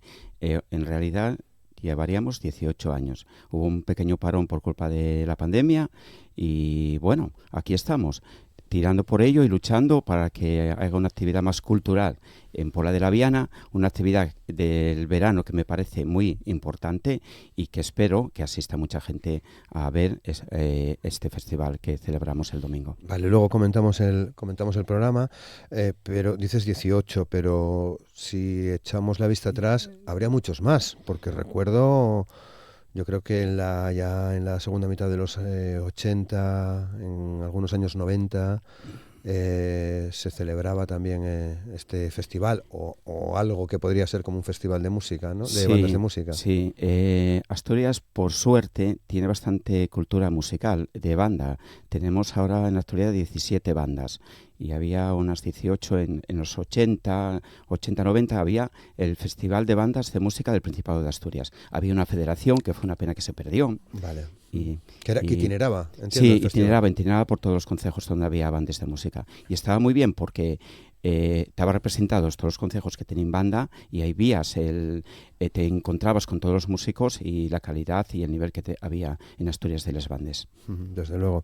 Bueno, en cualquier caso, 16 años oficiales de este festival, Chus, que permite varias cosas, ¿no? Ver el trabajo de la banda, además de los conciertos habituales que dais en La Viana y de los que podemos, en La Viana y en otros sitios, que podemos comentar, pero también da la oportunidad de conocer otras bandas. En este caso creo que va a participar la Asociación Musical Villa de Olmedo de Valladolid. Permite conocer, bueno, pues cómo en otras ciudades de España que tienen banda de música también aportan, ¿no?, a este interesante mundo de la música de banda, ¿no? Para nosotros el festival fue un momento muy importante y cumbre de aprendizaje, como bien dices, de conocimiento de otras bandas, de su funcionamiento, una cosa muy importante en la parte musical, repertorio, porque bueno, en la banda de La Viana tenía un repertorio un poquitín ya anticuado, ahora ya se modernizó bastante, el tipo de obras que tocamos, y gracias a todo esto pues la banda fue evolucionando, fue creciendo. Y es un momento de motivación también para los propios músicos, porque ven cómo suenan otras bandas a comparación con la nuestra y siempre es un momento de comparación, que no lo creamos, pero la evolución en nuestra banda ha sido muy positiva y muy gratificante para todos, en cuanto a todo. 120 años, ¿no? La información más cercana, o sea, que más se conoce en torno a la creación de la banda de música de La Viana, la sitúa en el año 1905. 120 años cumple la banda de música de La Viana. Es, bueno, una de las más antiguas de Asturias. Pero a raíz de hablar de lo antiguo, de la antigüedad que tiene la banda, hay que hablar un poco de la continuidad. Un poco del presente y de este futuro que espera la banda de música. Hay que hablar de la gente que en 1982 logró que esta banda volviera a refundarse, y de esa gente y de los que están ahora que logran o intentan que en La Viana siga habiendo una banda de música. Y es muy bueno hablar de los 120 años, de la gente que antiguamente estuvo en ella, lo mal que lo tuvieron que pasar, las cosas diferentes que era la música, porque la veían de otra manera, animaban al pueblo, la plaza llenábase con la banda de música, no había otra cosa. Podía haber un acordeonista debajo de un hórreo, había un gaitero, pero tener una banda de música que animara un baile, eso era muy importante. Pero yo creo que más de los 120 años hay que hablar del futuro de la banda y de lo que ahora está viviendo la banda. Y es lo más importante para mí, de la gente que está ahora en ella y el futuro de la propia banda. Vale, porque ¿cuánta gente estáis en la banda ahora? En plantilla, músicos 38. Tenemos una academia donde hay 70 alumnos, que lo vivo de la banda, lo que va a dar continuidad, y esperemos que haya muchos más. y músicos en realidad en la plantilla 38. Bueno, que no está mal, ¿no, Chus? No. Nuestra banda está muy bien compensada en cuanto a todo. El compromiso de los músicos es bastante bueno. Cuando actuamos, cada uno tiene sus circunstancias, pero a mí lo que más me alegra es que aunque no puedan venir a veces por circunstancias de estudios, de trabajo, siempre se acercan a la banda y con lo que dice Gilberto, conseguimos consolidar lo que es la parte de compromiso de la banda y de las personas, que no nos abandonen, que no nos lo dejen, porque hay momentos en las etapas de la vida de cada persona que por circunstancias de trabajo, de estudios, pues tienen que alejarse un poco de la banda, pero siempre vuelven, o sea, en fechas importantes, y una de estas fechas es este festival, que están preocupados cómo hacemos, que si podemos ir, que sí, aquí es un momento de cordialidad y en el que estamos todos unidos. Claro, 70 alumnas en la Academia de Música, que es como se llama, ¿no? Ha crecido exponencialmente, ¿no? La Academia. Yo lo sé desde hace muchos años, ¿no? Que cuesta mucho trabajo porque, bueno, pues hay muchas actividades que pueden hacer los chavales, pero ¿entendéis que se ha ido consolidando la Academia, Gilberto? Sí, cuesta trabajo mantener a los críos y acercarlos. Además, el mundo de la banda, lo que hay en la academia, y un poco desconocido. Y es como si la gente, hay muchos que se acercan, padres que dicen, meca, no sabíamos que aquí había una academia de música. Y bueno, y es lo más cercano que tienes. Y es la base, y el principio, y es donde un crío se va a empezar y ahí puede dar el paso al conservatorio, a los estudios reglados, pero la base y en las bandas de música, ahí es donde van a tener la suerte que cerca de casa pueden tener la educación de un instrumento de viento, o ahora ya también tenemos piano, tenemos guitarra, pero y el acercamiento más cercano que van a tener antes del paso del conservatorio. Y dices muy bien eso, hay mucha gente que empezó en la banda, en la de la Viana, en otras bandas, que luego siguió una carrera musical en el conservatorio, ¿no? Exactamente. Yo, por ejemplo, empecé en la banda de Langreo, de San Martín de Rey Aurelio, estudié en el conservatorio de Langreo, Oviedo, Barcelona, y mis inicios fueron en la banda, de pequeñín. Mi mentor al principio fue Félix, el director de la banda San Martín de Rey Aurelio, y aquí estoy, siguiendo con la tradición de la banda, conociendo ya desde bien pequeñín vamos a decir, los entresijos de una banda de música, cómo tiene que funcionar y cómo tal, que eso es una cosa muy importante, que no es solo decir una persona que venga, ala, yo quiero que esto funcione y tal. No, hay que conocer un poquitín el interior más interior de lo que es una banda de música, y eso yo creo que es muy importante para poder llevarlo a cabo. Claro que lleva su trabajo, ¿no? Gestionar una banda de música, Gilberto. Sí, lleva mucho trabajo. Parece muy sencillo y la realidad es que se puede hacer sencillo, pero muchas veces el trabajo es diario y de muchas horas, de estar continuamente allí y no lo dejar, porque si no, las cosas, si no hay alguien detrás que luche por ello, acabaría muriendo todas. Y la banda de la Viana, desde el 82, pasó por etapas. Por etapas que pudo haber desaparecido, pero siempre tiene que haber alguien que luche por ello y que esté ahí.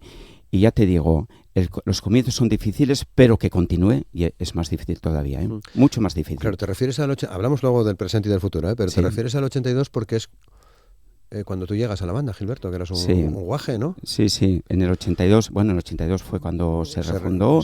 Yo, de casualidad, yo gracias a la banda estudié música, gracias a la banda de la Viana, y como yo, muchos gracias a la banda de la Viana. ¿Por qué?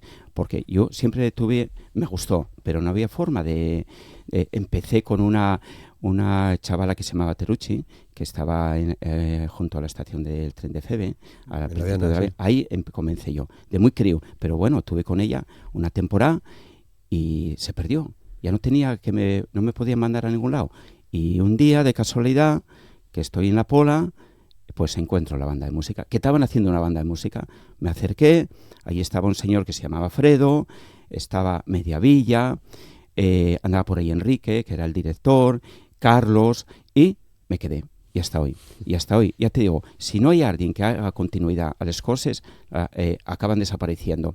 Y después, sigue llamándome mucho la atención que pasó mucha gente por la banda de la Viana, muy buenos músicos y siga habiendo muy buenos músicos, porque la formación de la banda te da tienes que tocar continuamente y tienes que estar siempre muy puesto en ello. Y esa gente que pasó, no quedó nadie. Estamos, en realidad, de cuando se formó, 2, ahora 3, pero no quedó nadie, ni ellos, ni oyes a nadie que va a ayudar o a echar una mano, o que está fuera y, oye, son las fiestas del pueblo, vamos a ir a tocar con la banda La Viana, que es donde yo comencé. Y eso muchas veces, nóteslo, y duele, y duele. Y la banda La Viana, o cualquier banda, ya no hablo solo de la banda La Viana, hace una función cultural muy importante en un pueblo. Y esa gente que hizo sus principios en les bandes, pues a última hora, si llegan y ayudan, y una labor muy importante, porque esa banda sigue manteniéndose, aparte de la plantilla que tenga, la continuidad que tenga toda la gente que va todos los días. Pero esa gente que te puede ayudar, no acaban de entender que una banda de música o cualquier actividad cultural que haga en un pueblo es muy importante y que se le dé continuidad. Eso no se acaba de entender. El motivo no lo sé. Vale, tenéis una masa social, en cualquier caso, bueno, podría ser mayor, seguramente, pero que no está mal, ¿no? En torno a 400 socios por ahí. Sí, 400 socios aproximadamente. Una masa social muy importante y muy agradecidos de ellos. Tenemos el Día del Socio, hacemos un concierto para ellos. Y quiero a última hora lo que nos ayuden a que continúe, porque aparte de los músicos y aparte de la base musical y de lo que se haga musicalmente en la banda, la base económica ya es muy importante. Y claro, ahí tenemos una baza muy importante también que es el ayuntamiento. Si no fuera por esa ayuda, la banda no podría subsistir. Ya digo, económico y con los locales que tenemos, con todo lo que el ayuntamiento nos aporta, que es muy importante. Bueno, de todas formas, viendo la participación de los establecimientos de La Viana en este libro que editáis, este libreto que editáis para el festival, da la sensación de que sois una banda muy apreciada, ¿no? Bueno, hay un montón de publicidad aquí, ¿no? Yo creo que sí, yo creo que la banda en La Viana tiene un prestigio, no sé cómo decirte, es como que tienes la sensación de que a la gente como que no le importa la banda, una sensación así como, pero que dice, no, es que la banda está ahí, y cuando tocamos se nota mucho, porque en la plaza de la avenida, allí cuando hacemos los conciertos y todo, se ve la gran cantidad de gente que acude a todos los conciertos, tanto de bailables como los conciertos, el de Navidad, el de los socios, como decía Gilberto, son unos conciertos que están establecidos a lo largo de todo el año y que tenemos, por ejemplo, tenemos que hacerlo en la iglesia, pero se llena siempre, en todo momento, cuando hacemos estos conciertos. Y cuando este libreto, como dices tú, es un síntoma de que se aprecia y que se valora la banda y el trabajo de la banda hacia el pueblo de La Viana, de la Pola, también. Pero ya te digo, es que a veces nos sorprende, que tenemos la sensación de que parece que no nos escucha nadie, pero nos escucha todo el mundo. Claro. Bueno, vamos al programa del domingo, del día 29. Vais a hacer un pasacalles, entiendo que las dos bandas, ¿no? A partir de las 12:30, y luego, bueno, pues habrá 2 conciertos de la banda Asociación Musical Villa de Olmedo, de la banda de música de La Viana, y luego creo que vais a hacer un repertorio, un par de piezas, las 2 bandas juntas, ¿no? Sí, vamos a hacer un repertorio. Primero empezará la banda de Olmedo y después haremos nosotros, y pues ya subiremos todos los músicos y cada director dirigirá su obra. El director de la banda de Olmedo dirigirá el paso doble Olmedo y nosotros el himno de La Viana, que ya nos intercambiamos partituras y eso ya lo hacemos ahí sobre la marcha, porque eso ya no requiere de un ensayo general ni nada de eso. Y entonces, bueno, es algo bonito y que a la gente le gusta mucho ver tanto músico allí tocando juntos. Claro. El pasacalles con 2 bandas, potente. Bueno, voy a explicar un poco. La actividad del festival ya empieza el sábado. El sábado llega la banda de música de Olmedo al pueblo de Pola de La Viana, y ahí vamos a hacer ellos una visita guiada para que conozcan un poco lo que es el pueblo. Va a haber una guía y vamos con 1 hora con ellos por el pueblo para que sepan un poco lo que es Pola de La Viana. el domingo llegarán hacia las 12 de la mañana al Ayuntamiento de La Viana, donde habrá una recepción oficial, donde nos recibirá el alcalde Julio y el concejal de Cultura y concejales de diferentes partidos que estarán allí. A las 12:30 el pasacalle. Un pasacalle, como dices, importante. Vamos a intentar cubrir todo lo que lleve la Pola. Una banda cubrirá la parte derecha del pueblo y la otra la parte izquierda. Y vamos a llegar todos a lo que lleve el centro de La Viana, donde está el kiosco. Y nada, y ahí empezará el concierto y lo musical ya queda todo de los directores y nosotros los músicos, ya, ¿no? Los músicos interpretar lo que podamos y como podamos. Bueno, seguro que bien. Yo ya está, supongo que esto ya está distribuido también por La Viana, ya la gente puede ver el programa que habéis preparado. Chus, porque es verdad que yo coincido muchas veces que lo hablamos en que hay cierto desconocimiento de la música que hace una banda. Se asocia casi siempre a pasodobles, que no están nada mal, por cierto, algunos, o a música más o menos, entre comillas, y permíteme la expresión, antigua, pero para nada, ¿no? Porque hay bastantes compositores de música de banda, tanto en España como en el extranjero, seguramente Países Bajos, Holanda. Sé que tocáis muchas piezas de compositores de esa zona, donde son composiciones no fáciles, digamos, ¿no? En muchos casos, ¿no? Bueno, tenemos la suerte de que ahora, en los tiempos que nos movemos, tenemos compositores que hacen obras para banda, ya no eran arreglos de obras de adaptaciones de orquesta sinfónica para banda. Ahora hay obras que se escriben para banda exclusivamente. Por ejemplo, en el programa que tenemos aquí, que tocamos nosotros, por ejemplo, Fran Bernaers hace arreglos de, por ejemplo, obras modernas de Michael Jackson y tal, pero tiene obras escritas para banda exclusivamente.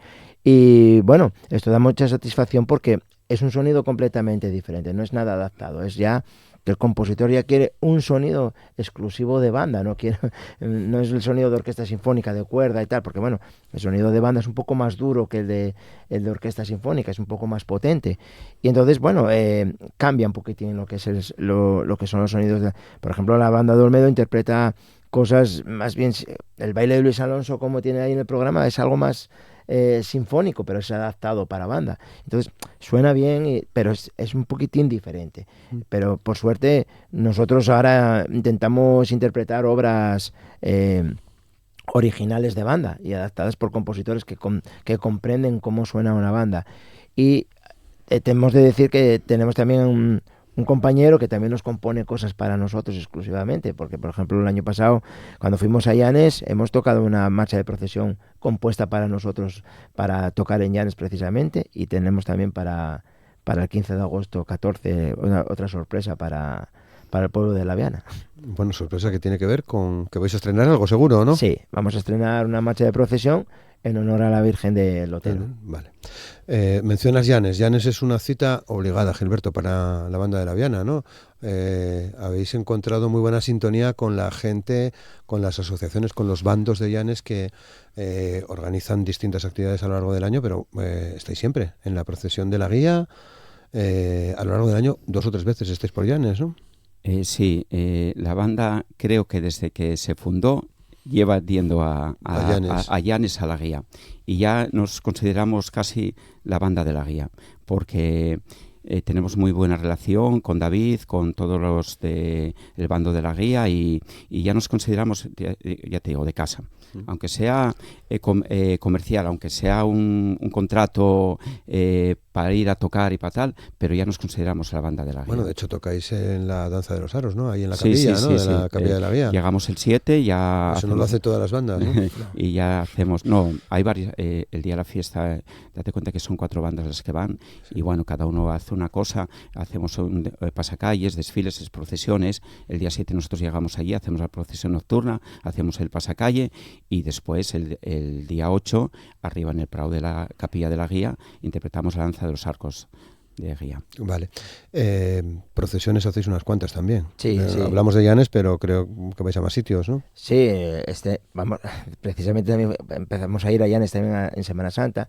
En La Viana ahora hay un poco de tradición ya en Semana Santa de procesiones. Y bueno, nosotros tampoco salimos mucho fuera de lo que lleve del concejo de La Viana, pero bueno, si no, cuando vamos, sí, estuvimos en en Candás, en sitios así, bueno, pero que no tienen una tradición así muy importante de procesiones, y entonces ahora ya nos quedamos más bien casi en casa, y ahora vamos también otra vez a Llanes. Lo que decía Gilberto antes de Llanes, que a nosotros ya no nos llaman la banda de la Viana allí, ya dicen que sí, que la gente que va con la banda de la Guía. Claro, normal. Son muchos años. Son muchos años. Muy bien, bueno, pues el domingo, a partir de las 12:30. Puedo, retomando un poco la academia, quiero decir que tenéis un coro también. Que tenemos un coro, el coro Lumba, que todos los críos que estén por el pueblo y os guste cantar y tengan afición a cantar, que pasen, y un coro no ya los oye, allí van a pasarlo bien, van a divertirse. Creo que una jornada nocturna el otro día.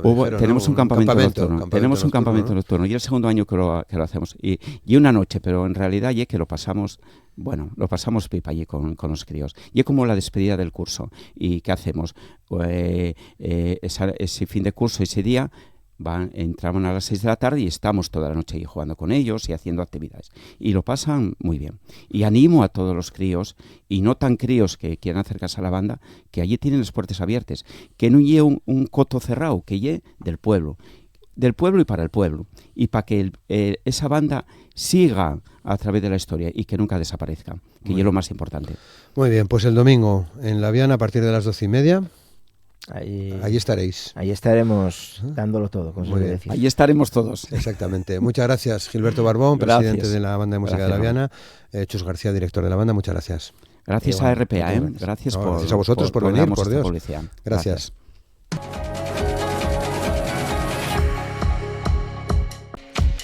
Y hoy cerramos el programa de Asturias al Día en este jueves 26 de junio, hablando de La Salvaje, la mítica sala de conciertos, algo más que una sala de conciertos, como seguramente muchos de ustedes saben, cierra sus puertas definitivamente este fin de semana.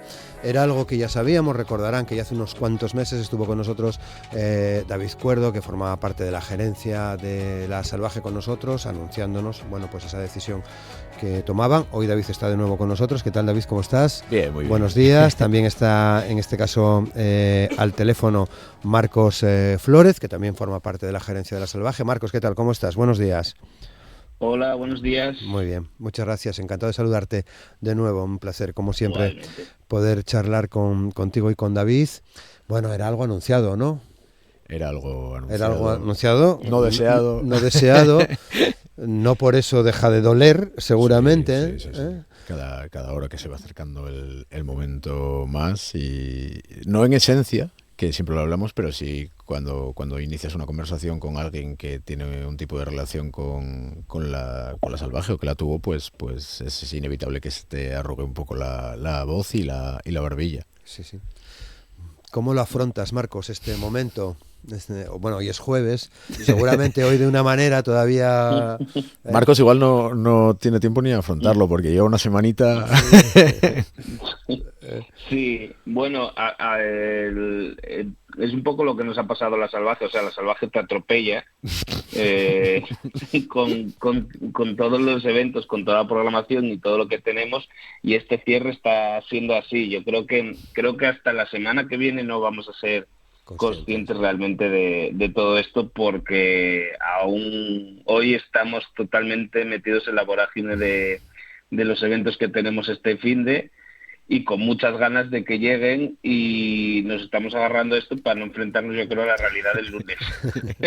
Bueno, va a ser diferente, ¿no? Va a ser un lunes diferente, seguramente, sí, David. Sí. Bueno, sí, hombre, todavía seguiríamos vinculados a La Salvaje, hay que hacer muchas cosas que conllevan el cierre, pero sí que será diferente. Supongo que el domingo cuando nos levantemos, que espero que sea lo más tarde posible y bien entrada ya el mediodía, pues bueno, supongo que será emocionante y comenzará eso que se llama nostalgia. Claro.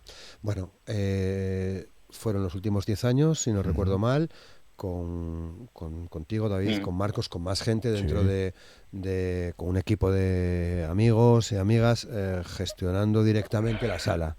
Aunque la relación con lo que es el local viene de más atrás Sí, todavía, ¿no? sí, en Porque concreto. ya trabajabais en la promoción de conciertos, en la organización de distintos eventos, ¿no? Sí, el equipo gerente de La Salvaje está formado por Marcos y Jandrín y Ángela. Somos tres partes, Jandrín y Ángela como pareja, Marcos y yo.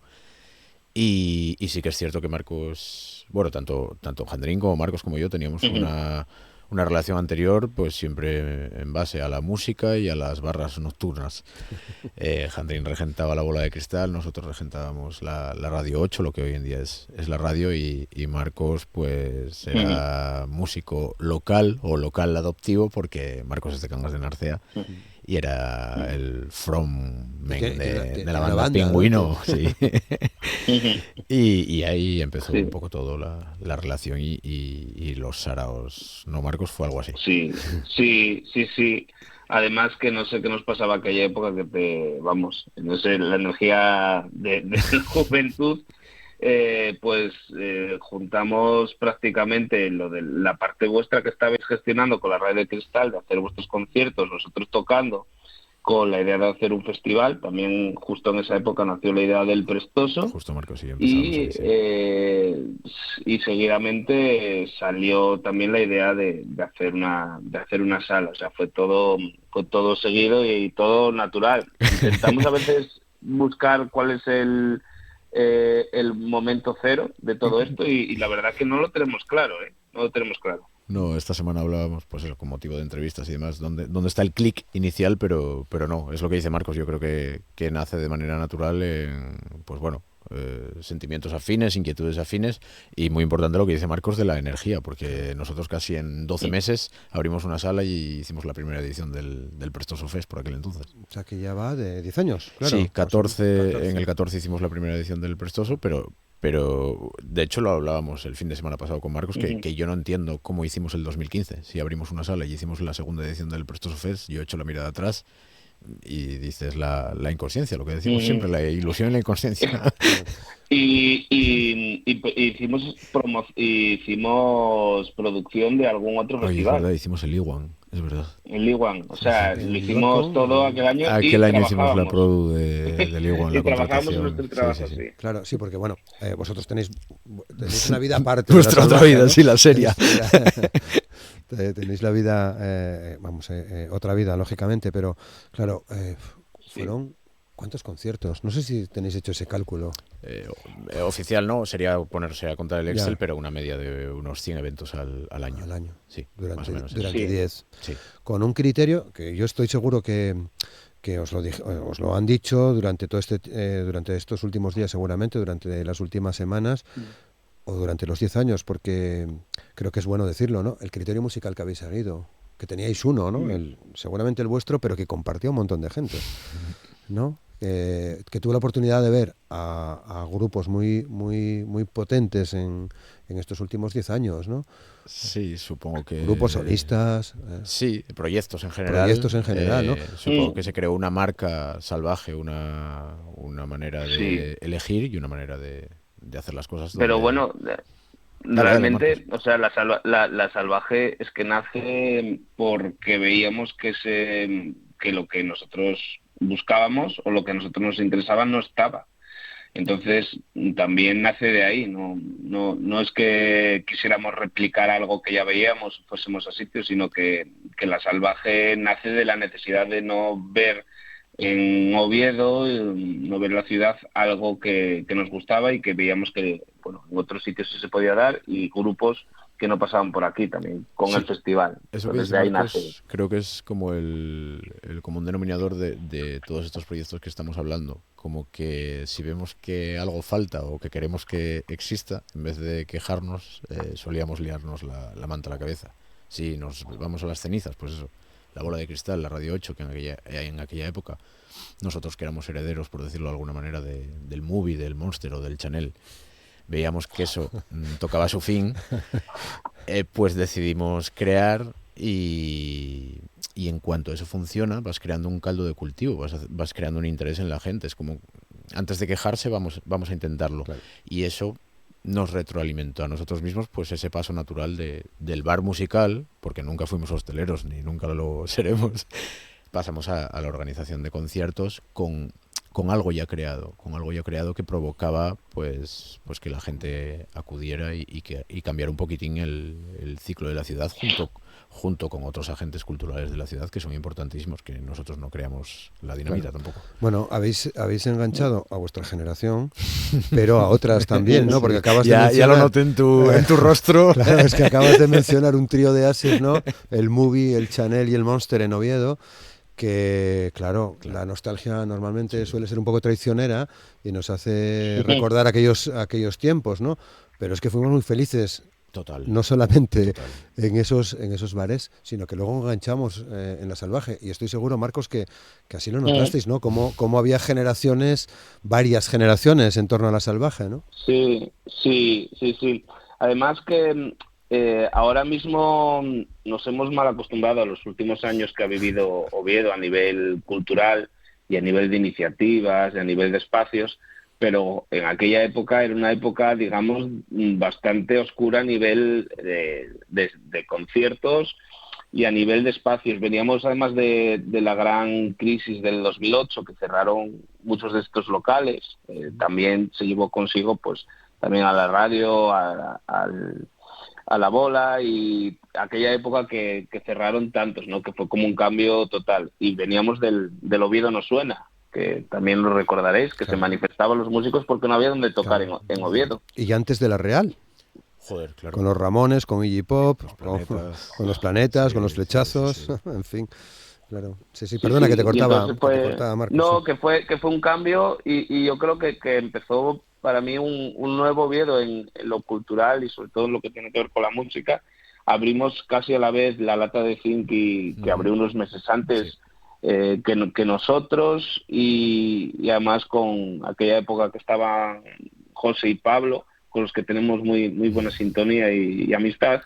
Y creo que a partir de ahí se creó un germen nuevo en Oviedo y lo situó, yo creo que como el sitio de Asturias donde realmente la escena underground y más programación hay, sin duda. Sobre todo la programación que a nosotros nos interesa, que es esta más diferente, más pequeña, ¿no? y de salas. Claro.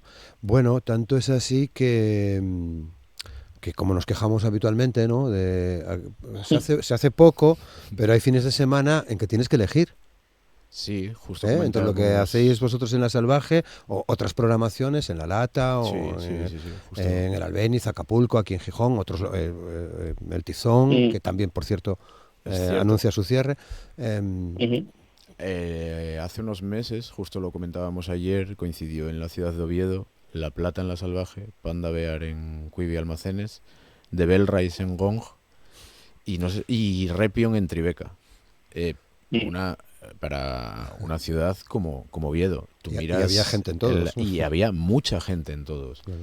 Eso echas la mirada atrás 12 años y si te lo cuentan realmente, aunque suene muy loco, es que no es inimaginable absolutamente. Claro. Y esa capa pequeñita, que no es tan pequeñita ni de nivel bajo, es importantísima para que luego sucedan otras cosas. Yo creo que por lo que puede presumir Oviedo es de esos cimientos, de ese sedimento que hace que sucedan otras cosas más grandes, y así lo estamos viendo hoy en día, que pues yo creo que los agentes privados de la ciudad hicieron que la iniciativa pública despertase y que la cultura realmente era una punta de lanza, o que podría ser una punta de lanza, y hoy en día pues ya vemos todos los ciclos que hay en la ciudad, aunque creo que está disminuyendo un poco respecto a los 5 años anteriores. Pero bueno, creo que la ciudad tiene que empezar por abajo, no por arriba, y creo que formamos parte de eso. Desde luego, porque además coincide en estos 10 años, ¿no?, lo que ha cambiado esta industria musical, ¿no?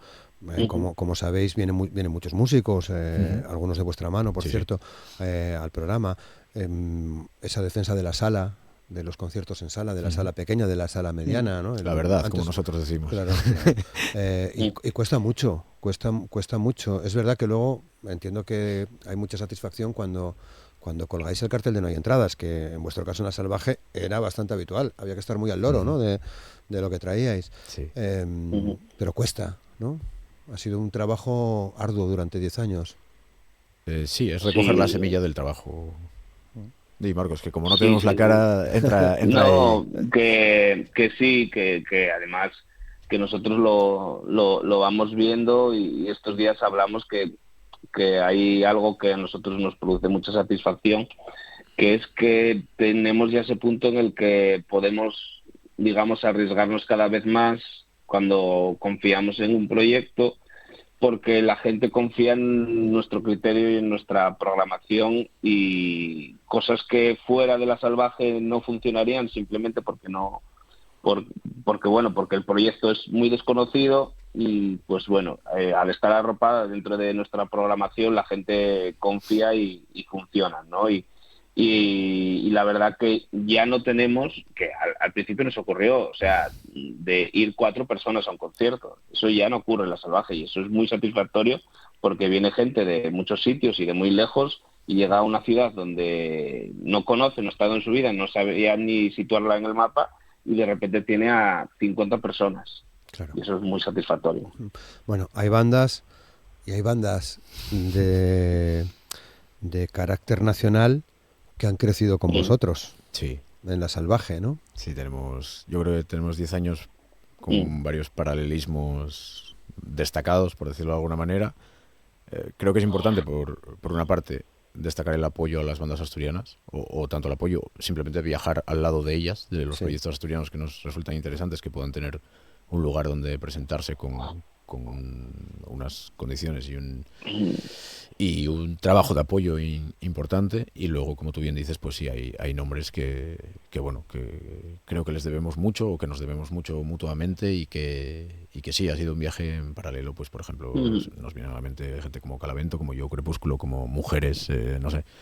La Salvaje creo que es la casa de toda esta gente en el norte. Nosotros hemos hecho sacrificios y trabajo por ellos, y todas esas bandas y sus oficinas han hecho sacrificios, lo llevamos viendo todos estos 10 años y mucho más, pues este año de despedidas, en los que hay bandas que ya no tienen ningún sentido que toquen en nuestra sala para 120 personas si están vendiendo 1000 entradas por ahí. Claro. Marcos, ¿qué proyectos pones tú sobre la mesa? Proyectos musicales.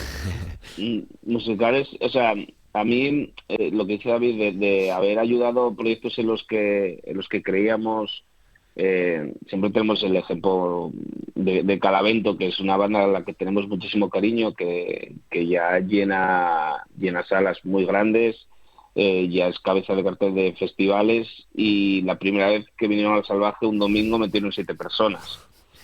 Y aún así repetimos una segunda vez el año siguiente y metieron 40.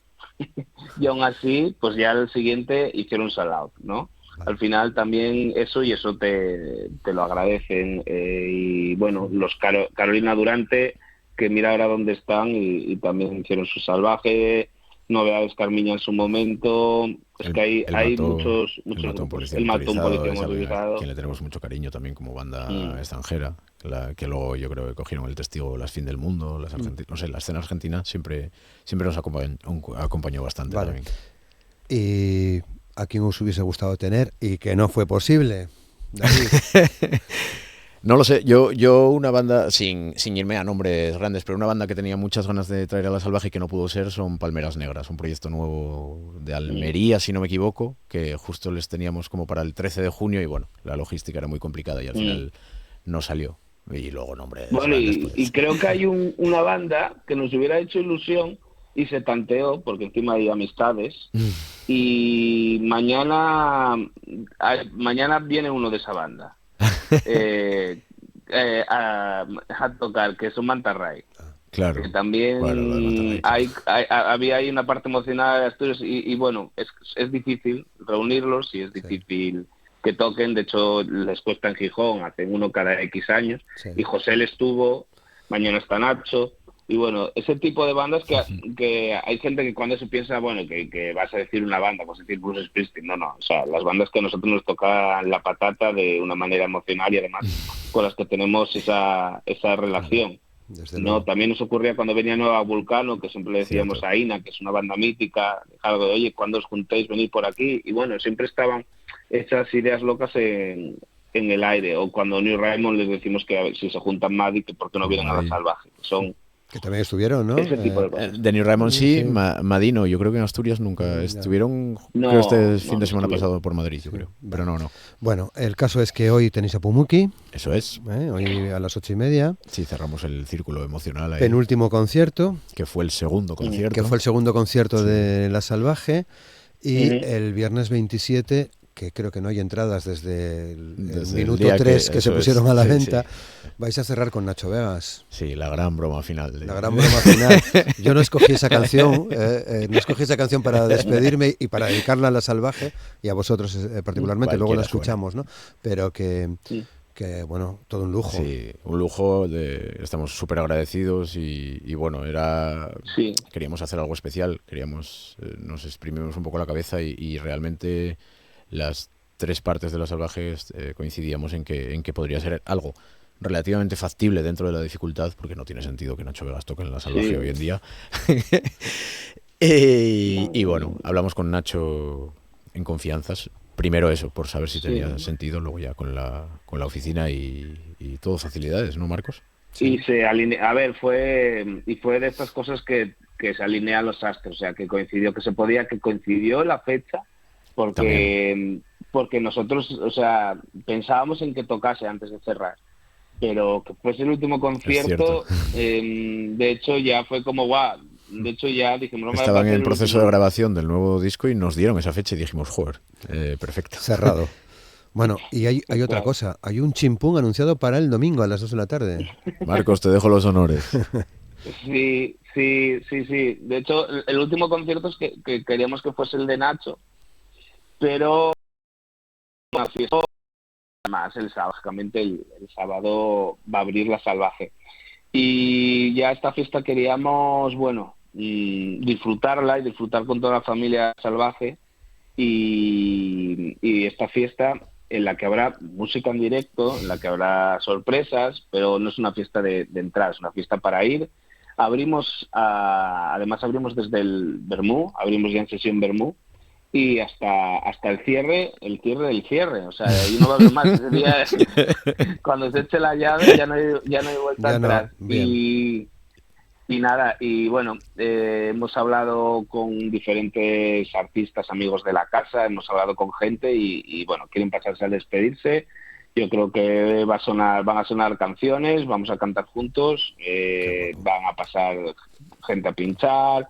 Bueno, va a estar un día divertido. No quiero adelantar porque quiero que sea sorpresa. Si el que quiera ir, que vaya, que esté allí. Claro que sí. No, pero ya adelanto que va a ser muy divertida y muy emotiva. Y con presencia de muchos músicos asturianos que han querido estar, y sobre todo lo que dice Marcos, sorpresas. Bueno, ahora se abre otro camino. No sé si...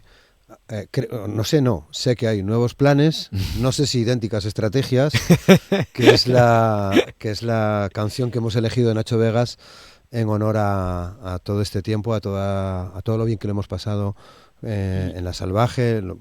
Seguro que hay mucha gente que nos está escuchando que piensa exactamente igual que nosotros, ¿no? Ha sido un oasis y sobre todo ha sido un refugio para mucha gente. Nos veremos en el camino seguramente, ¿no? Seguro. Marcos. De momento está el Presto Sway, que ya hablaremos en su momento también, ¿no? Pero sí, para vosotros, para Marcos, para David, para la gente de La Salvaje, esta canción de Nacho Vegas. Muchas gracias. Ha sido un placer, muchas gracias. Muchas gracias, David, muchas gracias, Marcos. Pues con esto nos vamos, cerramos Asturias al Día. Mañana estaremos con el programa en la Junta General del Principado. Les deseamos un feliz jueves. Pumuki en La Salvaje. Mañana Nacho Vegas sin entradas y despedida salvaje, el chimpún, el sábado. Muchas gracias, hasta mañana.